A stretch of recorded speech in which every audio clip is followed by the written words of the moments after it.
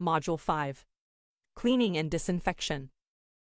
Introduction. Cleaning plays a vital role in preventing food from contamination. Without us having to tell you this, the EHO or FI will assess this, but remember, this is only part of their assessment.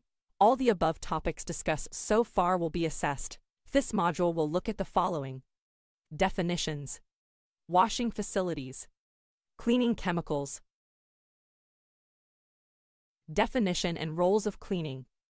A detergent is used to dissolve grease and remove dirt, for example, your non-antibacterial washing up liquid or soap.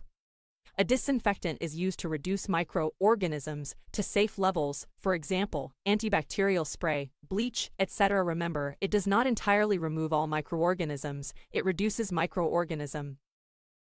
Okay, let's look into your cleaning practices. Thus, 1. Think about the different types of objects in your kitchen, such as worktops, flooring, walls, etc. Decide which you think need cleaning and which need cleaning and disinfecting.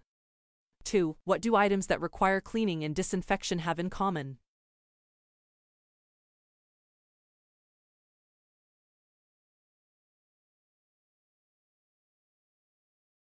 The answer is 1. Floor, wall, ceiling and under side of work surface, cleaning, tap, knife, cutting board, work surface, fridge handle, light switch, splashback, behind the sink, bin lids and mixing bowl. Disinfecting. 2. We either touch these surfaces with our hands or have contact with the food that we prepare.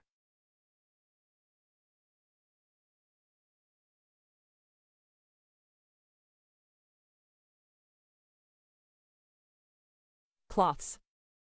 Cloths used in your kitchen are one of the main sources of contamination. Your EHO or FI will observe and even question you on your cloth management.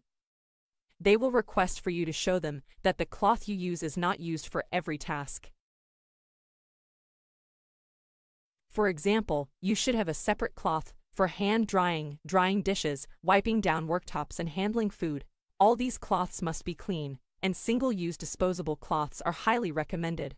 For example, paper towels for hand drying and antibacterial wipes for disinfecting worktops. Washing facilities.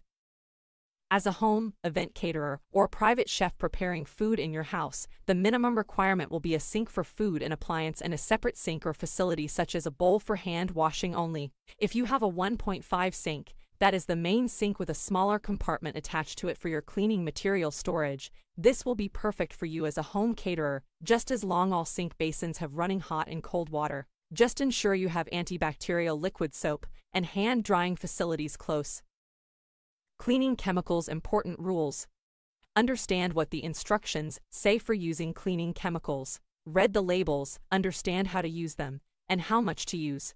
Be sure you understand and follow the instructions.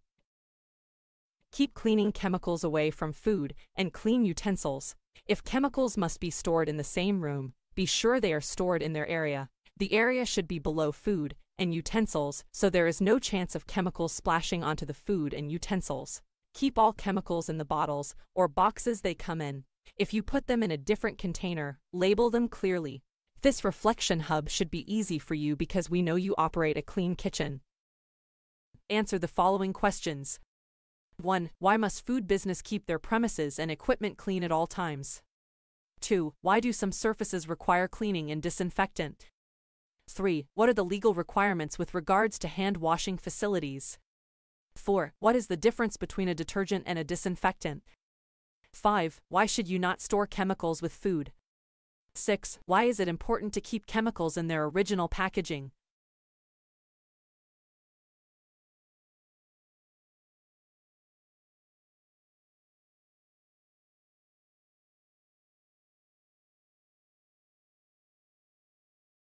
The answer is 1. Provide safe food and comply with the law.